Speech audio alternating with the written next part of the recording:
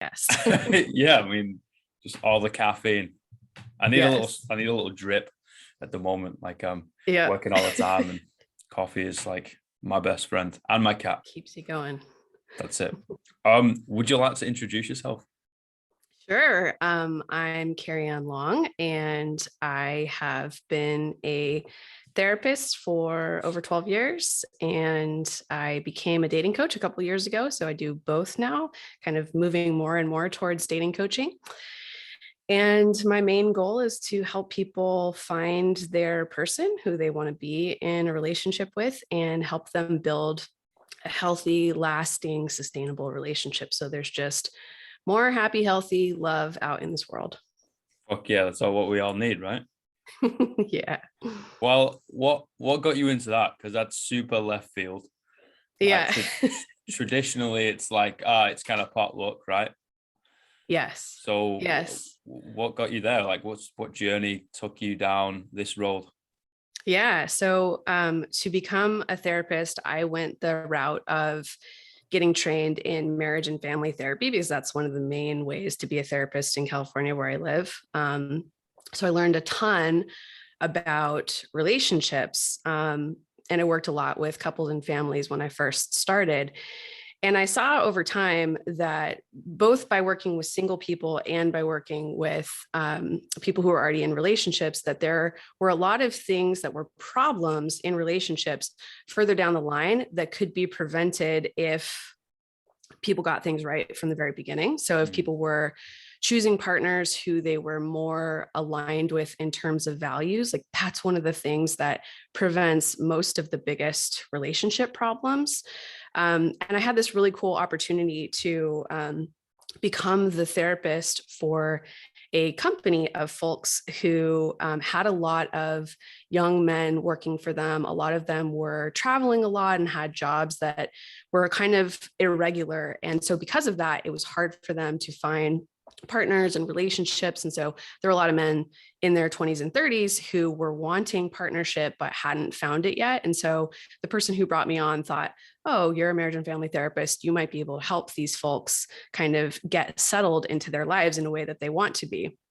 And I'd done a little bit of work here and there with other single folks who'd come to therapy. We're just having a hard time finding relationships. But I did a lot of that work when I worked for this company. And a couple of the people who I worked with really changed their whole experience of relationships, went from, having bad relationship experience after bad relationship experience to both of them getting engaged. They might even be married now. I'm not like in touch with them still, but Wow. that felt really good to me to be able to have that level of impact on someone's life and happiness and stability, So I thought, well, maybe I have something here. Maybe I can help more people with this. And because it's not something that people often come to therapy specifically for, I thought maybe I'll offer this as a really specific, separate service, dating coaching, and kind of teach people my perspectives and philosophies on how to, find the right match for you and really set yourself up to having a long, healthy, happy, sustainable relationship.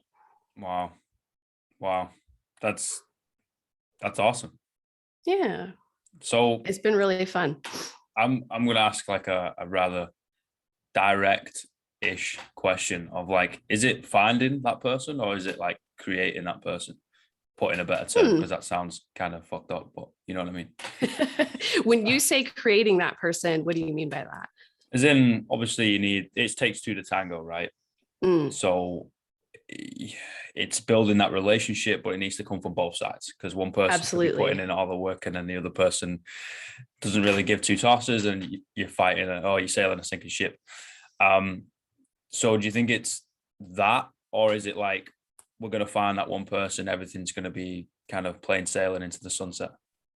Definitely not. And that's why I think, my original idea about what I was going to help people with was just finding the person. And then I realized it's not just finding the person that people have a hard time with, it's finding the person and then developing the relationship, right? And going through all of that early negotiating, communicating stuff, like how you're a separate person, I'm a separate person. We're coming together. How do we navigate that together in a way that feels good for both of us? So I don't think it's just about finding the person. I think it's about finding the person and then kind of coming together and creating the ideal relationship. What do you see as like the biggest barriers to the building process at the start? Hmm, that's a good question. I think it varies a lot from person to person, but the most general thing that stands out to me is a fear of vulnerability. Mm. So, because people and fear, which kind of ties into fear of rejection. So, because people are afraid that when they really like someone and they're invested in making something work with that person, they often will kind of shut what's true about them down in order to make the relationship work. And that does not help build a healthy, happy relationship, because then and people do this all the time. So if someone's listening to this and they feel like, oh, I've done that, like, don't feel bad, don't feel alone. Like, this happens all the time. But then you're building a relationship from kind of an artificial place, right? You're not building a relationship from a true, authentic place. Um, so that comes to mind as a major barrier that people, because of their fear of rejection, because of their fear of vulnerability, they don't bring their true selves forward, and they're afraid to communicate about the things that are actually important to them. So the relationship starts to get built on this really shaky ground. It's scary, right? Like, I think Yeah. things are coming to the forefront of everyone wears masks, different people at work and different people sometimes in their friendship circle, if it's like a wider circle. But Hmm. like, legitimately, some people are different in that relationship. They're supposed to be the person who's closest to them. And Hmm. that you might not actually be being yourself. And that's a scary, scary thought. Hmm. It is. Wow. Fuck. I know I know for me, like, looking back is from like I'll speak from a male's perspective, Hmm. is it's all insecurity, right? And Hmm.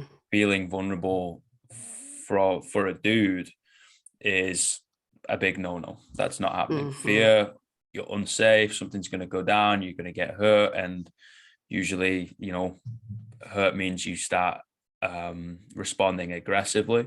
And I'm Hmm. talking different situations. So you're in, I don't know, whether you're at school or whatever happens, or you're out in a club or whatever happens, or you're just on the street, boom, okay, fist is clenched, we're ready to fight, you're going to fight Hmm. another dude. And then obviously now we're, say for example, we've got a straight relationship, a male female, for example's Hmm. sake. If something goes down, obviously that's not going to be the response. Oh God, Right. you would fucking think and hope, Yes. right? Yes. So now you're like, well, what do I do? Because I've got a one get out of jail free card, and that's where we're going to start scrapping.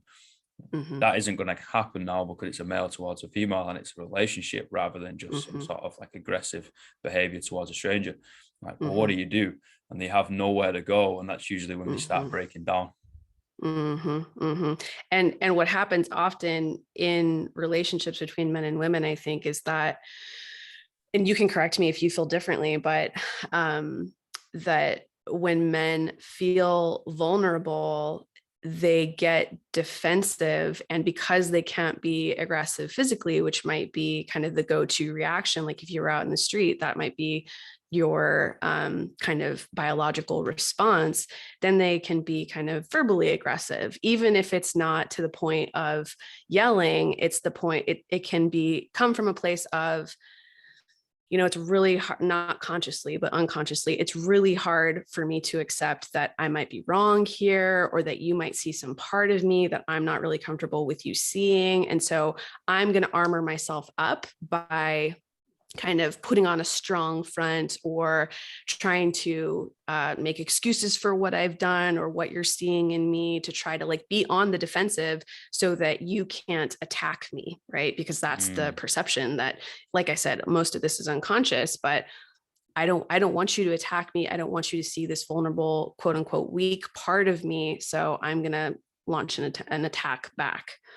Well, I think for a lot of men that is true. Hmm. Um, Speaking from experience of myself, it's more of a um, I'm going to build up a wall, so then I'm emotionless, right? Yes. And I'm from I'm from Manchester and like northwest of England. We shoot straight anyway. You know what I mean? It's like Mm-hmm. behind you is a white wall. That's it. You're going to tell you the way it is. Like I feel pissed. Like get fucked. And it's never like a jab at someone. It's just kind of the way it is. And now just kind of developing a bit of self-awareness. You're like, okay, cool. Me normally just having a great time seems quite direct. So if I smack up a wall, right, that's going to seem super hostile. And to me, in my head, I'm just like, I'm completely emotionless, straight face, nothing. Okay, fine. We're going to narrow this conversation. So the potential of me getting hurt is going to go down. But on the receiving end, right, they're just going to think, oh my God, he's getting aggressive. He's getting hostile. You know, he's on the defensive. Like you said, he's throwing something back at me. And it's like, I think a lot of men shove this wall up and be like, cool, nothing's going to hurt me now. Everything's done. Like if you kill something, it can't hurt you, right? Yeah. Which we're no longer fighting fucking tigers. Like, come on, we don't like clenching your fist and throwing a rock at it is probably not the best response in most cases. Yeah. You don't have to share this if you don't feel comfortable. I'm just super curious how you've like navigated that in your own life, coming from where you've come from. And it sounds like being on this path of self-awareness and wanting to try to respond in a different way. I'm curious what's helped you with that. Oh, it's, I think it's a combination of a lot of things. Like I've lived in a few different cities now. So I moved to the south of England and they're polar opposite people, like polar opposite. And then I moved to London and obviously you've got everybody and anybody in London. And then I went back to the south, back to the north, came over to Auckland, which is like the north of New Zealand.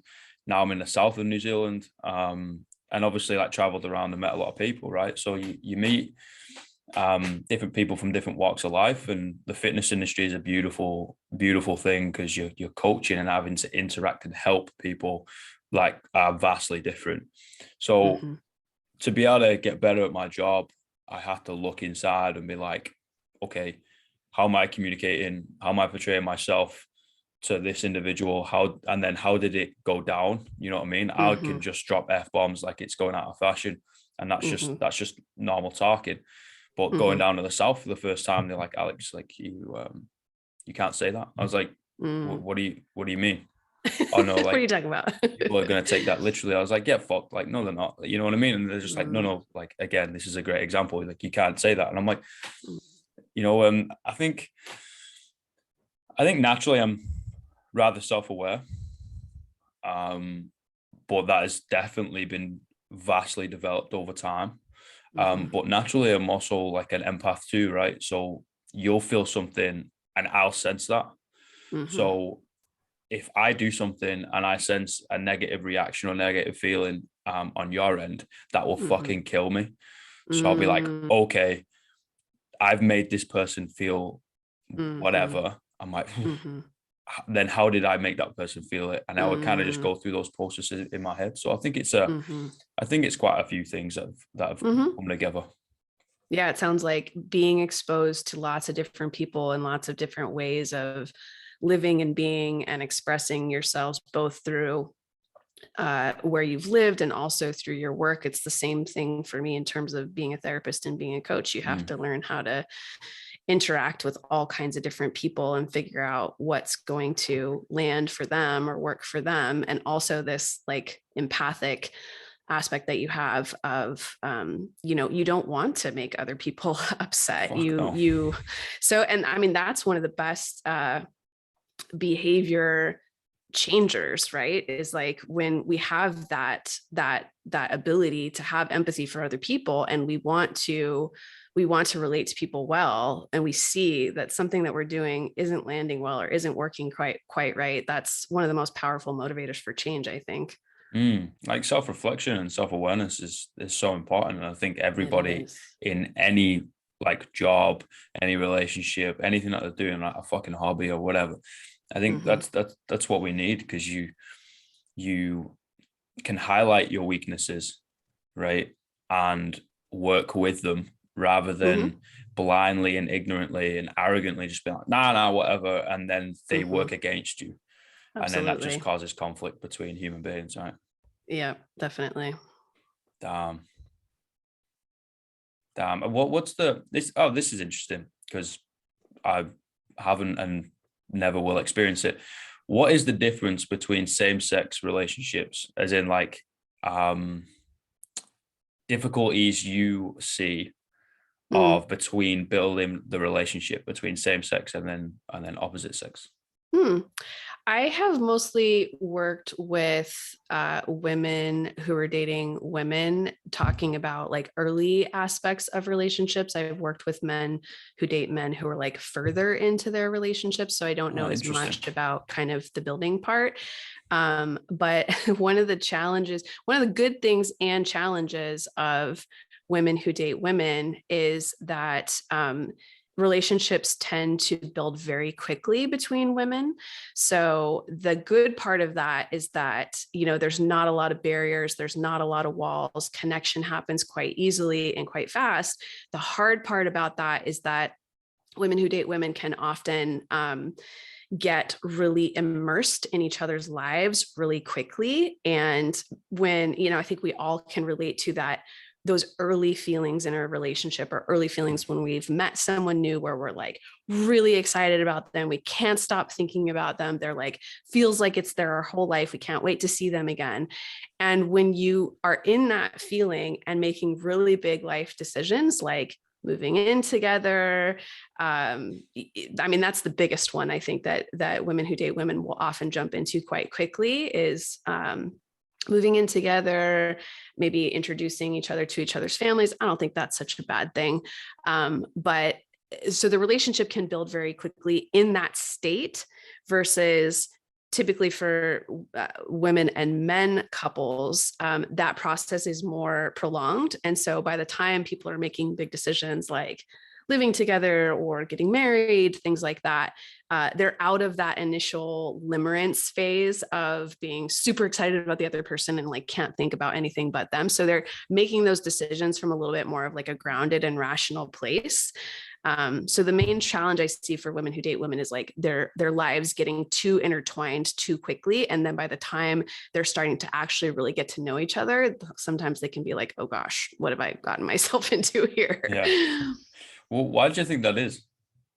I think that women biologically are more driven to be connected. Like it comes easier for women. And so when you Yeah. have a couple that's two people who feel that way, it's like it's like a slide with grease on it, right? Like just slide right on down, like as fast as you can possibly go. And when you have a couple that's a woman and a man, there's usually the woman who's more interested in kind of pushing the relationship forward, and typically the man is a little bit more reserved about that, so that kind of slows the pace of things down. Of course there are exceptions to that, but that seems Hmm. to be kind of the general rule. Yeah, of course. Like it's, stereotypes are built on the truth, right? Like Yeah. we're not speaking for everybody, but it's like the blanket statement. And that makes a lot of sense. Mm-hmm. That makes a lot of sense. I think it goes back to, the wall analogy. I think it goes back to um insecurities. I think most men when they're younger um actually are fearful of a lot of things. Like they're Mm, scared and they don't feel safe, right? And I mm-hmm. think the feeling of safety for men growing up, and again I'm going to make a blanket statement, is Mm-hmm. rather unknown. And I Mm, think that just bleeds off negatively into them building relationships, right? Because you're like, I'm not safe. mm-hmm. Something's going to happen. This person's going to leave. They don't, whatever insecurity is going to come into their heads, right? Mm-hmm. And they're like, Mm-hmm. boom, keep you Yep. outside. If Yep. everyone's outside of my head, no one can hurt me, right? And Yep. I even remember saying and thinking, I was like, yep, you can hurt me physically, whatever, but I will Mm-hmm. never let you in my head because you Mm, can't get in there. You'll never hurt it. mm-hmm. And Mm-hmm. I think, if you want to go deeper into that cave, I think it's lack of confidence. Mm. Say more about that. I'm curious to hear more about what you think about that. Um, it come I think it goes lack of confidence and like a little bit of self-hatred. I know hatred is a strong word, but it's like, I'm not proud of this part of me, or Mm, I am supposed to be all light, right? mm-hmm, We watch movies and they're like, oh, these heroes are like fantastic and everything's mm-hmm. light. I was like, no, Jesus Christ, like That's the not sun reality. the sun rises and sets every Yes. frigging day. You know what I mean? So it Yes. means like Yes. it has to be dark half the day, Yeah. right? Or if you're in Iceland, like all the day. Um, which is crazy. Well, yeah, I think it's lack of self-confidence, because they don't like part of themselves. That makes a lot of sense. I think I'm thinking too about, the thing that I see come up often for people kind of across genders is, well, what I think can help with that is faith in our resilience. So if Mhm. we trust that no matter what happens to us emotionally, no matter what comes our way, that we'll be able to make our way through that and Mm. survive it, then we don't have to be so afraid of letting people in, right? Because it's okay if we get hurt. Obviously we're going to do what we can to protect ourselves from that and not make decisions that are very clearly going to lead in that direction, right? But some of it just isn't fully avoidable. Like there are going to be times where people hurt us against our expectations of what's going to happen.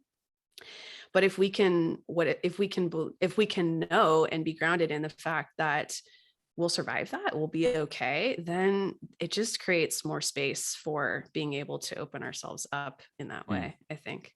I'm so glad you said that because, a lot of people will talk to me in whatever capacity of whatever part of, the job or jobs that I'll do, right? And I'll be like, okay, Mm-hmm. picture this. Everybody leaves you. Everybody in your life leaves you, doesn't know you, wishes you're dead, whatever. All the money gets gone, all the possessions gone, the clothes on your back, everything's gone, right? You're Mm-hmm. literally and physically naked. Like, Mm-hmm. right? I was like, you'll fucking find a way. You'll figure it Yeah. out. Yep. It's like, because if you give yourself no other option and no other choice, you will figure it out, Yep. right? And it's just being able to, I guess, tricking yourself to believing that, fake it till you make Right. it and all that nonsense. And I think that's one of actually like the wonderful things about getting older is that the more life experience that we have of overcoming adversity and getting through hard times, the more I think faith and trust we build in ourselves to be able to do that, right? Like Mm-hmm. I think about my first big breakup of like a really serious relationship and how absolutely devastating that was for me. I mean, it took me like a good 6 months to just be like a normal human again. And I'm sure like I was still grieving it beyond that. I mean, I still think about it now. It was like 20 years ago. Mm-hmm. um, but then, having made my way through that, I wasn't as scared for it to happen again because I was like, that was awful. It was really, really painful. I don't want to ever feel something that bad again, but I also want to love and I want to be loved.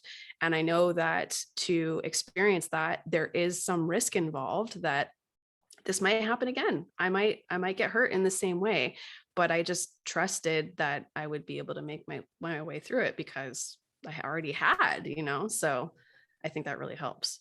So, what advice would you give someone who was in the same boat, right? But went down the other avenue of like, I don't ever want to fucking feel that again. So I'm Mhm. going to do everything I can so I will never feel that again. Mm. Well, the question would be, how important is it to that person to feel connection? Because if it isn't that important for that person to feel connection, there's not a whole lot that I could say to that person that would make them want to risk the pain that could be involved in Mm. uh, you know, putting themselves out there again because it's not valuable enough to them. But for most people, connection is really important underneath that wall of that was really painful. I never want to feel that again. So I'm going to do everything I can to prevent that from happening again. It's a hard thing to start with, but I think about doing things in small steps. So it doesn't have to be that you go from like A to Z in 1 second. It could be like, can you say hi to someone at the grocery store, or can you, or even just like out walking in the world, that might be even less threatening because it's kind of a normal thing to do depending on where you live, to just like acknowledge people in the street. Um, and then getting to the point, like just building slowly, like, can you sign up for a dating app or ask someone that or friends and family to like introduce you to someone? Can you go on a date without having these expectations of like, it has to be for this particular purpose of you're going to find your life partner and it's going to be forever and there's going to be so much pressure around all of this? It doesn't have to be all of that. Like, I think that's what feels overwhelming for people, of like, whoa, that's a lot of pressure. And it's also really scary to imagine my like making myself vulnerable in that way. But if you build up to it slowly by doing the smaller things, then it might not feel so overwhelming. I think that's a really good advice.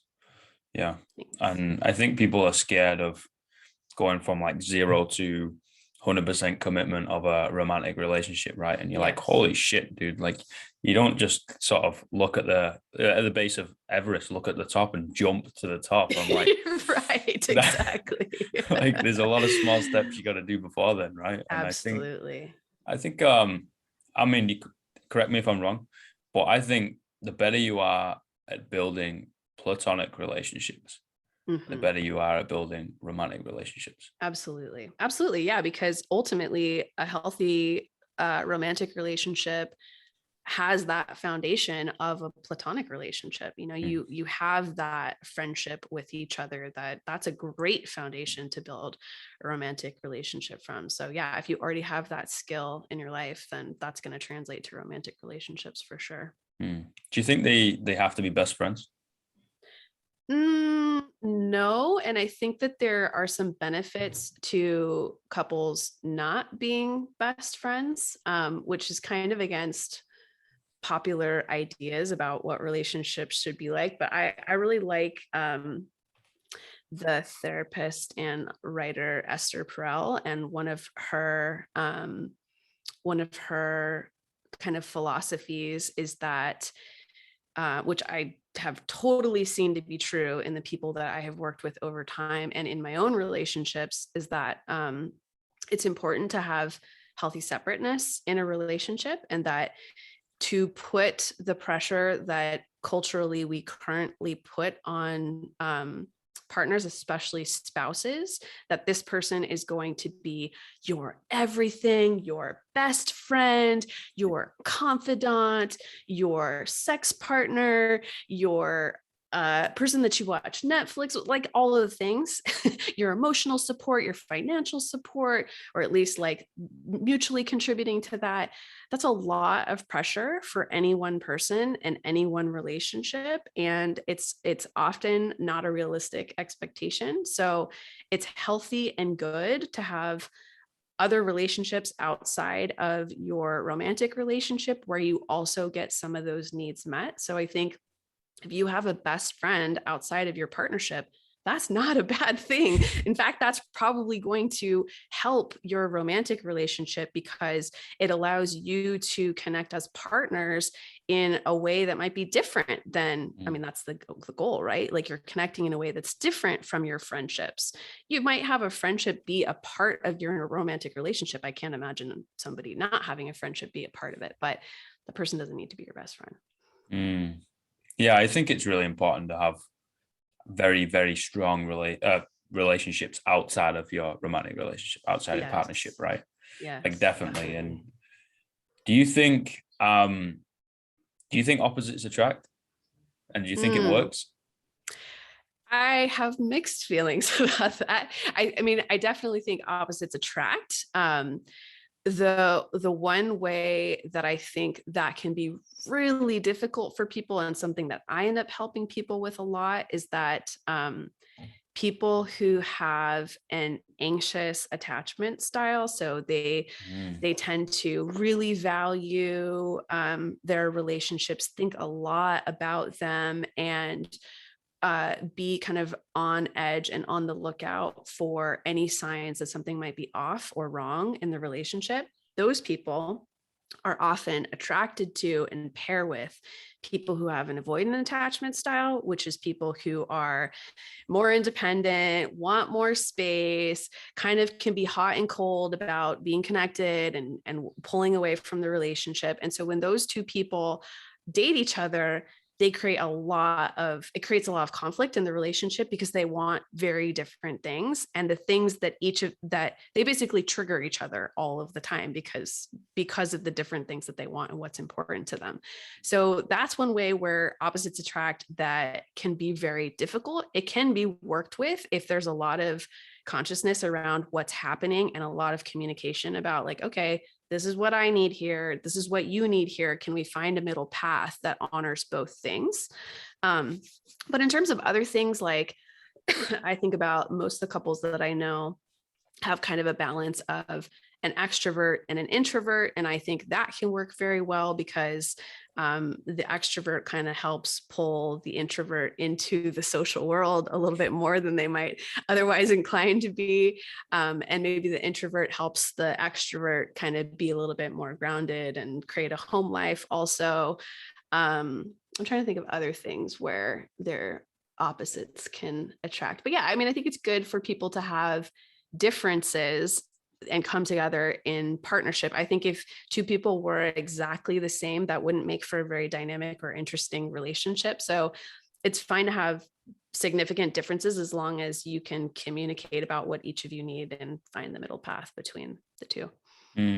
Yeah, if you get basically a clone of one another and put them together, right? It's almost like boring. You're like, I was gonna say, like, I picture that being really flat. Like, flat. Yeah, that's a great okay, way here's of saying me. Here, like, do I want to be in a relationship with me? I mean, I am pretty cool, but I want something that's like, I'm already hanging out with me all the time. I don't need another version of me. Yeah, and it goes to like, I think challenge. I was going to say conflict, but that's not right. I think challenge is really healthy in the sense of, okay, I'm going to like propose my point of view to you, and if you just were like, yeah, that's great, like every time, like, oh, okay, a bit dull. Yeah, like, I guess I'm already a genius, you know what I mean? I know everything. I was like, no, that's not the case, dude. That's a really good point. Like, that challenge helps us grow, that we get to be exposed to different ways of thinking about things or doing things, versus if somebody else was just doing things and thinking about things the exact same way that we were, that wouldn't really challenge us to grow. It's hard though, right? Because a lot of people go the other route of what I was going to say. It's like they see it as conflict rather than, oh no, it's just like differences in an opinion, rather than smacking together like opposite sort of the same pole. I've come at it from a different angle and be like, let's converse over it. We can still leave with the same opinion as we started the conversation with, but now we've seen another side. Right. Yeah. And I imagine that takes humility, and it's like humility and empathy. Like, I can hold my position about this lightly and be curious about what your position is. And like you said, that doesn't mean that I have to change how I think about this, but I can just allow myself to be curious about it and have a conversation. I think we grow even from those experiences of just being exposed to something that's different from how we might already be doing things or thinking about things. I think conversation is a beautiful thing, right? We get to take a dip into someone else's reality and be able to kind of converse over that and be able to say, okay, now I can see it from your side, or I can see it from a different angle. And it's quite funny because we'll do that and acknowledge that in the workplace.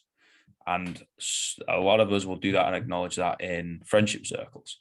And then when it's your missus or your fella or whatever, it's like, oh, no, what are you doing? Like, fuck you. Like, you're telling me I'm wrong. It's like, geez, calm down, lad. Like, I was just thinking the other day how quote unquote well we behave outside of our relationship in contrast to how we behave inside of our relationship, right? Like, we know how to treat other people with kindness and patience and empathy, like in our friendships, at work, those kinds of things. Like maybe not 100% of the time, because we're all human and we have our moments and we have different varying abilities to be patient and to be empathic. Like those are qualities that vary amongst people. But I was just thinking about how, like, yeah, often we're able to kind of bring a better version of ourselves to the places outside of a romantic relationship. And because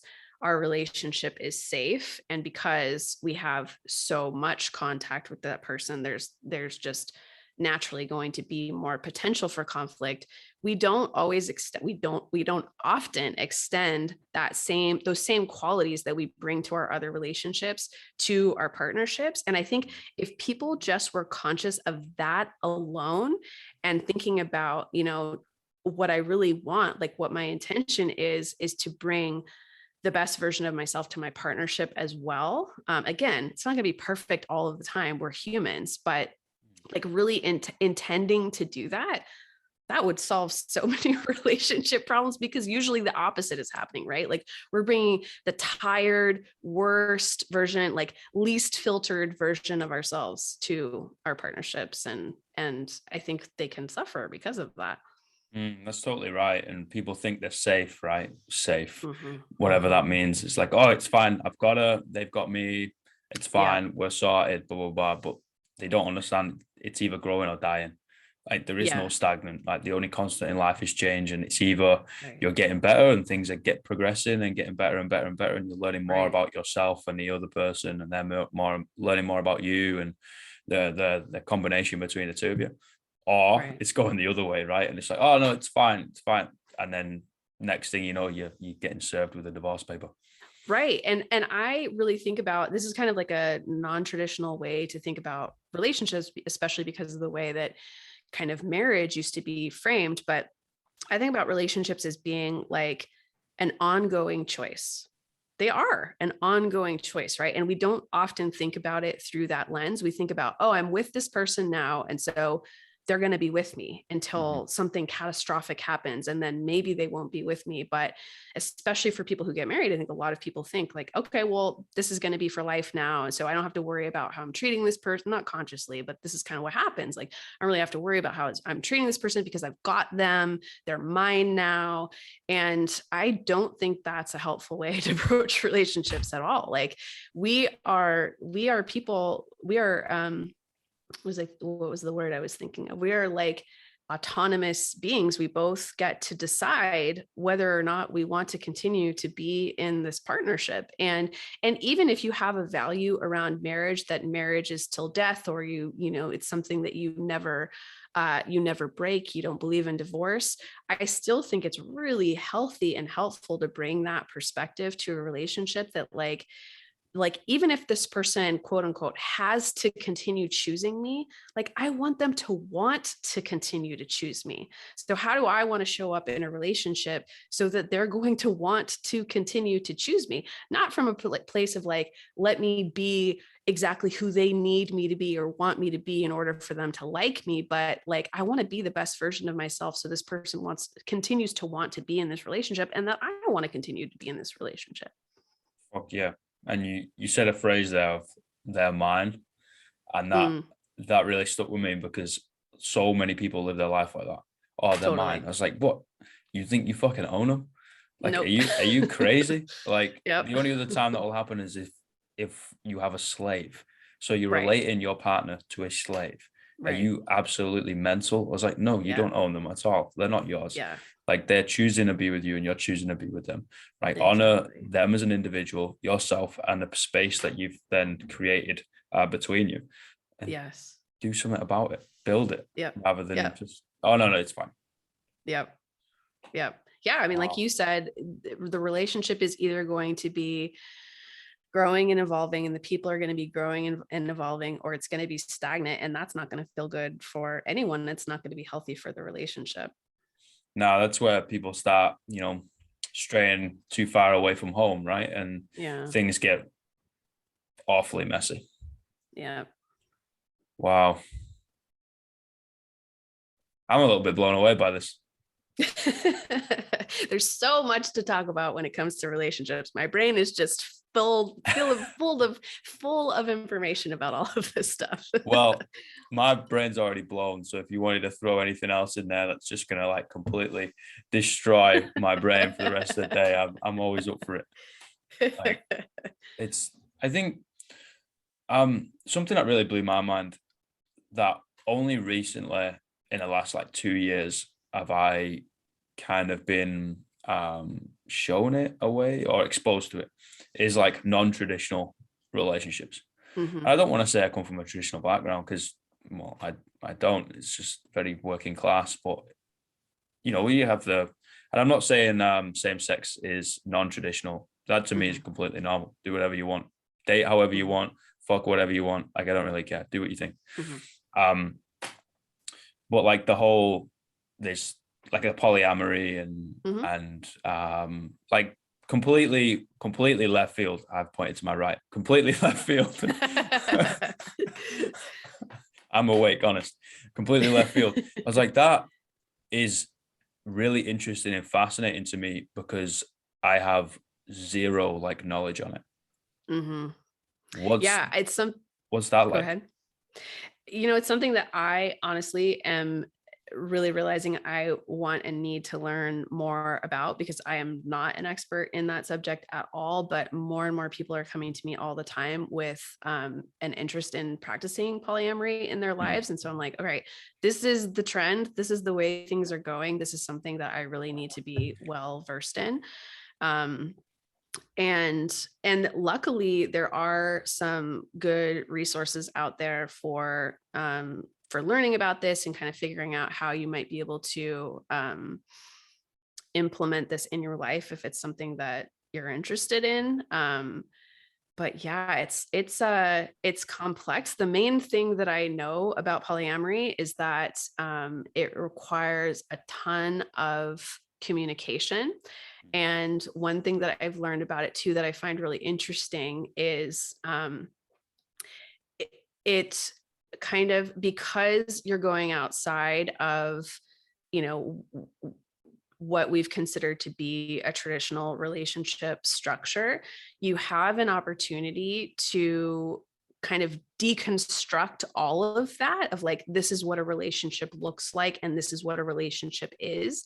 And you get to decide with your partners what you want your arrangement to look like. So I think for straight couples who are in a traditional monogamous relationship, there's a lot that's just taken for granted about relationships, and we just assume, or we kind of just fall into, this is how a relationship goes, and this is what men and women do when they are together. And the really cool thing about polyamory is that there's so much opportunity to create exactly what you want and exactly what serves all the parties involved, versus just like, oh, this is just how we relationship, without much conscious thought going into it. So that part I'm super interested in. Yeah, I think the communication aspect is really progressive, and I think it's really healthy. Of like I'm gonna tell you everything, and you're gonna tell me Mm-hmm. everything, and we're gonna figure Mm-hmm. this shit out. I think Mm-hmm. that's really important and can be related to everything: platonic, romantic, one Yeah. person, a million people, whatever. Like I Yeah. think that's really important. Like it's Mm-hmm. still baffles me. I don't think I could do it. Mm-hmm. That's it's not my cup of tea, but also like I said at the beginning, right? I like having conversations of things I know nothing about, even if I'm Mm-hmm. completely not interested in it. I'm like, let me learn from it, Mm-hmm. because I would say I'm more spiritual in the sense of us as human beings. Like as a kid, I'll go this way. As a kid, I really liked the whole Greek mythology of, um, one soul is split into two, and like a complete fucking Romeo, and then you find that person, right, and it completely like molds together, and it's complete soul again. Now I think Mm-hmm. that's complete trash, but it's Mm-hmm. it's like a cool little fairy tale we like to tell ourselves, right? Mm-hmm. I like to think of we are all whole anyway, right? Everything you need is Mm-hmm. already within you. Mm-hmm. Everything that you experience, everything that you see, everything that you read, everything throughout life and all the people that you meet just help pull it out of you, right? Mm-hmm. So I like to think of it as two whole people coming together, or Mm-hmm. 3, 4, 5, whatever you Yes. like, whole people coming together and be like, cool, this is kind of like who I am. This is the light and the dark. This is the Mm-hmm. fight. This is the flight. This is the love. This is the fuck. This is whatever. Like, Yeah. I like thinking of it that way.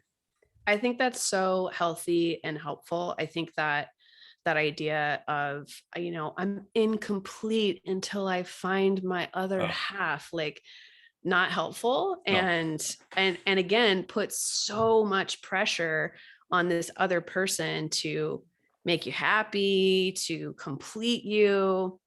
I think it's totally true that we are already complete and that a relationship enhances our life. It doesn't complete it. It's just something to add to it. And I think that, naturally, as humans, most of us crave connection. And so it's a natural thing, I think, for people who are single, not in a relationship, alone. I don't really like that word alone, because, like, we're never really alone. We always have relationships. We just might not have a partnership.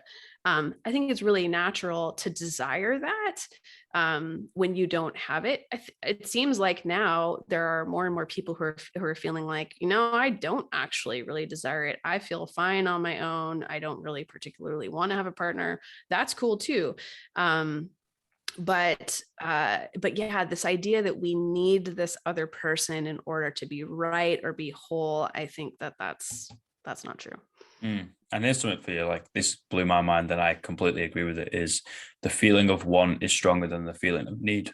Excuse me. Mm, mm-hmm, mm-hmm, And like, need is desperate. It's desperation. mm-hmm. It's kind of like clawing at the fucking walls of like, oh my God, let me take this. I need this, blah, blah, blah. It's like, no, you don't. Yep. Like, Yep. if you want it and you truly want it, that's stronger, because you'll end up Yep. developing it and building it rather than just Yep. like taking it and like, okay, this is mine now. It's like, Yeah. nothing is And yours. well, yeah. And I think also that energy can be felt in a relationship where I think people want to be wanted rather Yes. than needed, right?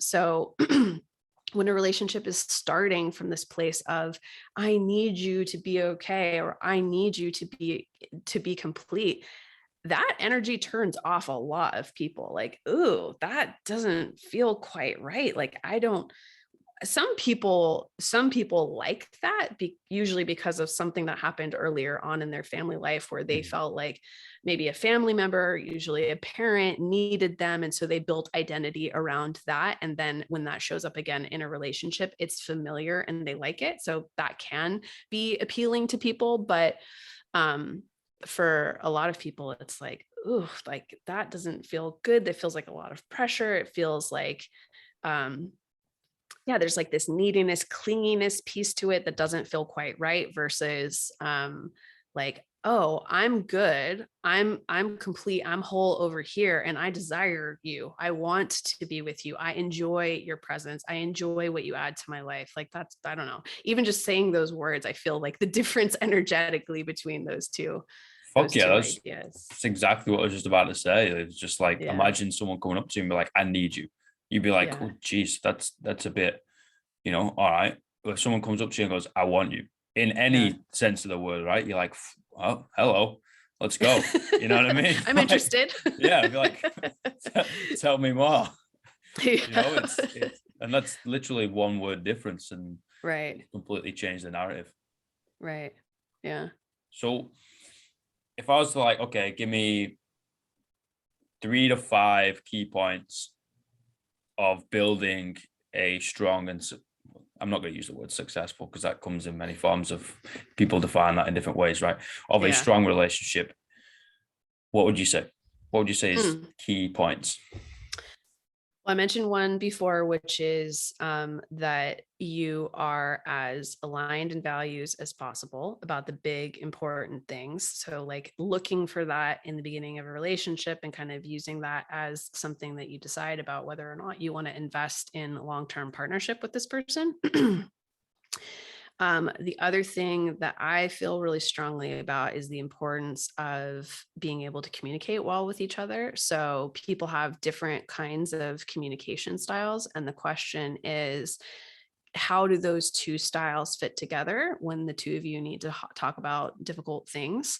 And can you find a way, again, in like a middle path between their way and your way that works, and that you're able to resolve conflicts ideally fairly easily? That doesn't always happen, and people also have different tolerances for how much conflict they're willing to have in their relationship. And so if you're somebody who can tolerate a lot of conflict and your partner can too, and you don't resolve conflicts easily, that might all be okay. But if you're somebody who does not have that tolerance, it's going to be really important that you have a partner who is able to resolve conflicts pretty easily.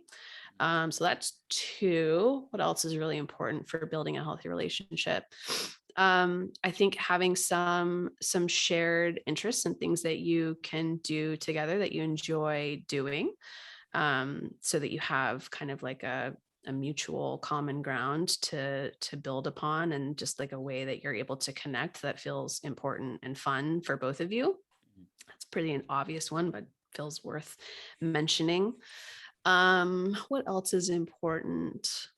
I think this kind of goes along the same lines as values, but slightly different, that you have a shared vision for how you want your life to be.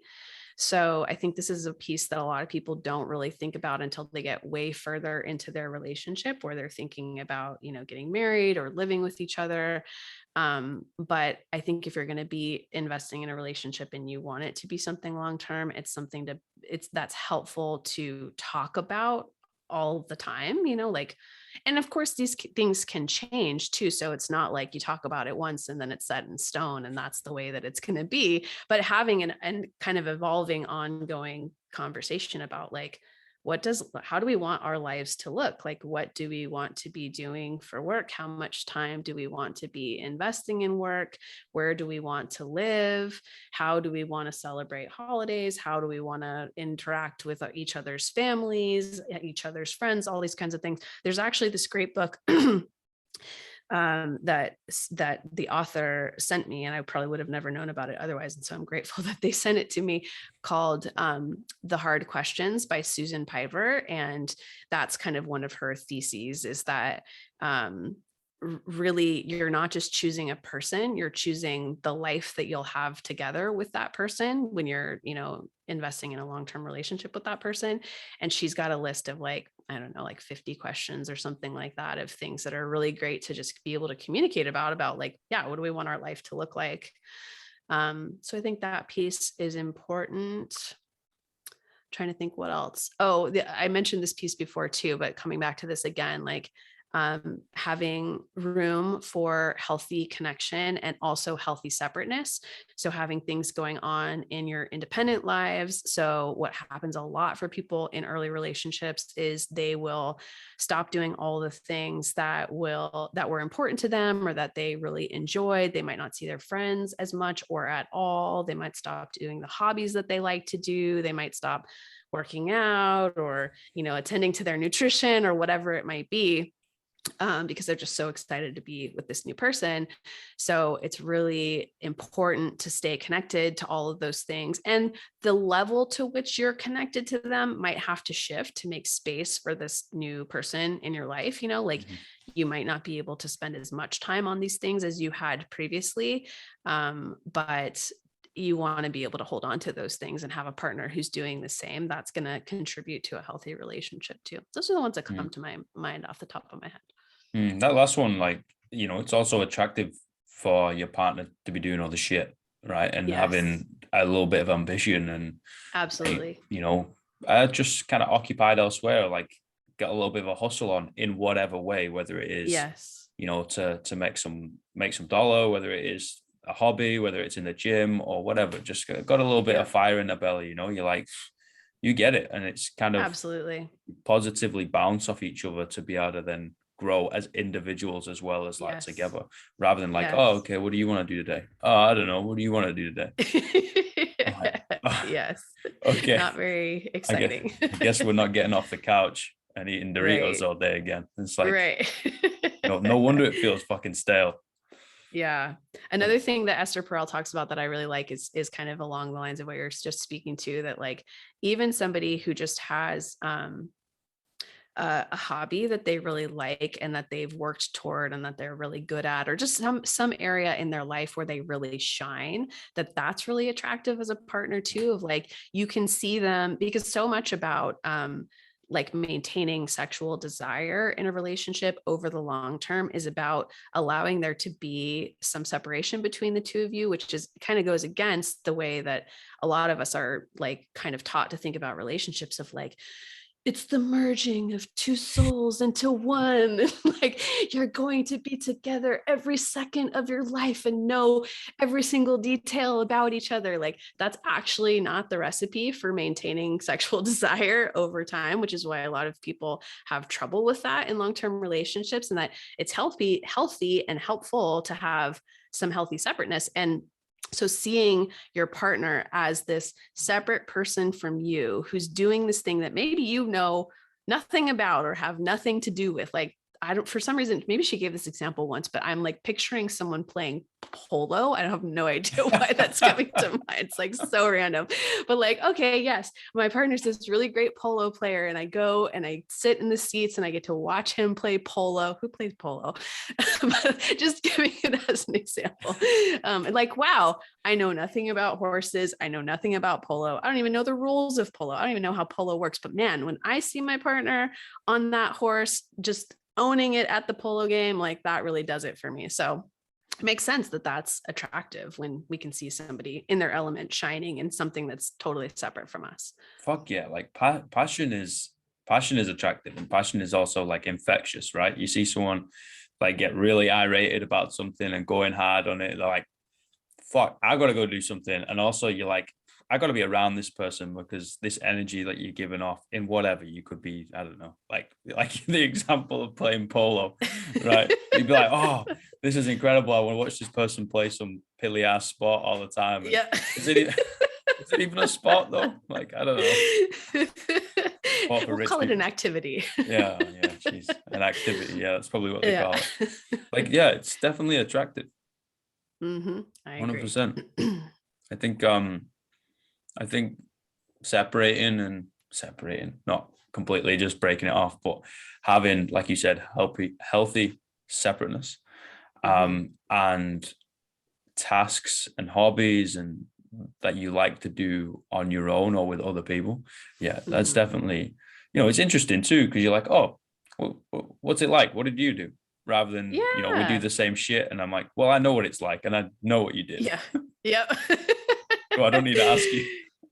Yeah. It's like it's been interesting to me in my relationships to see the things that the people that I have dated have been interested in. There's always been something that I've known like almost nothing about until I met that person, and then I got to learn all about it by being with that person and seeing it through their eyes and see how they get excited talking about it. It's fun. It's interesting. Yeah, it's what makes life interesting, learning new Yeah. things. And now Yep. you get to do it with a partner rather than just like finding your clone copy. Right. That would be really weird. I Yeah, wouldn't I want to think it wake would up be. someone looking like me. Yeah, it would be. I think it would be, like we said, pretty boring. Really bland. So I usually end with the same three questions. All right. So are you ready? I'm ready. All right. Number one, the greatest piece of life advice you've ever received. Oh my goodness. Put you on the spot. Let me think.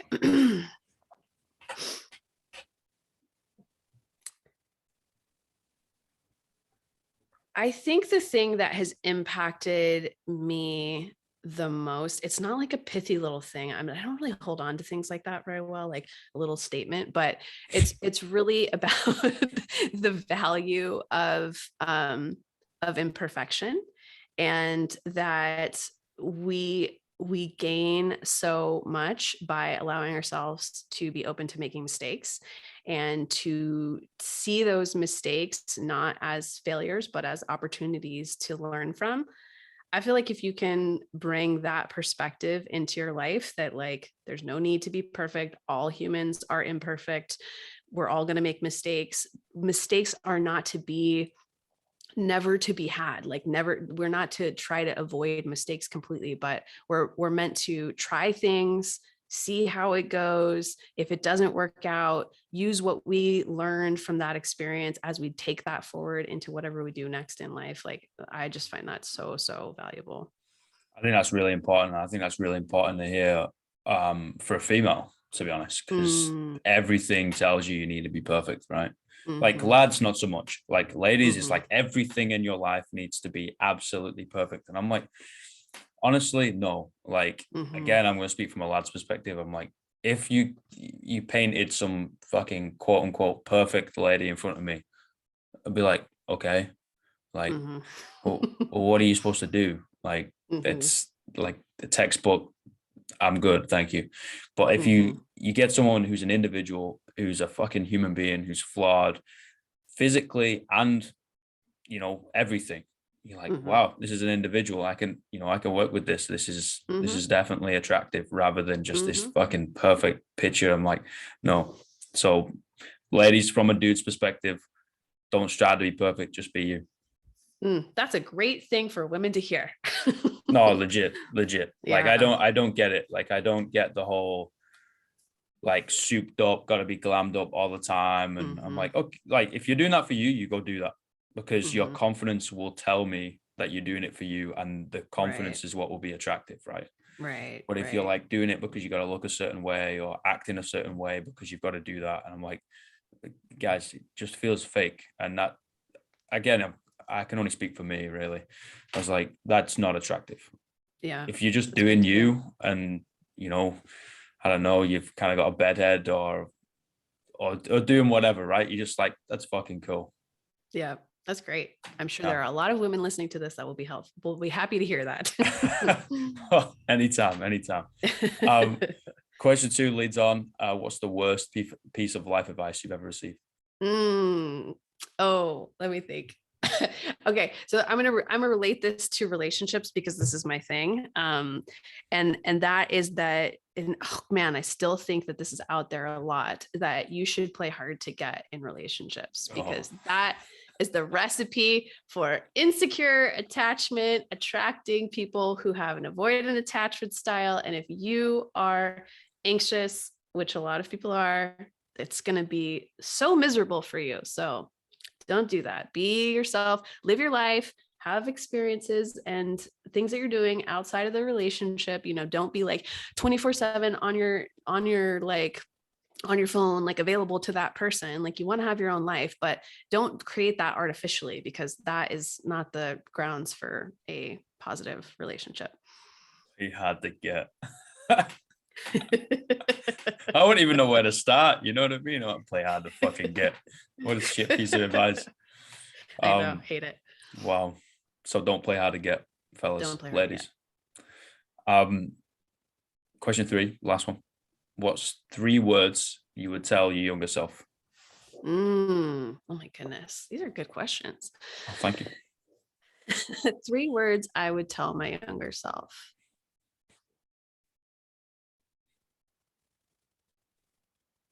You are okay.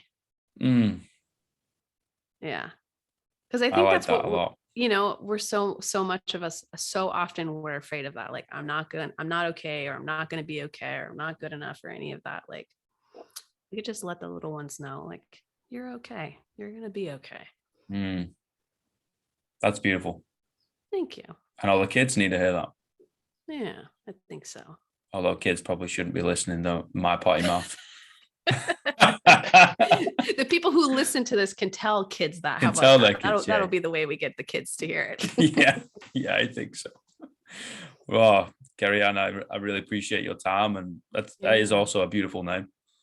Oh, thank you. I appreciate Um, that. thank you so much for yourself and everything that you do, and I can't wait to catch up soon.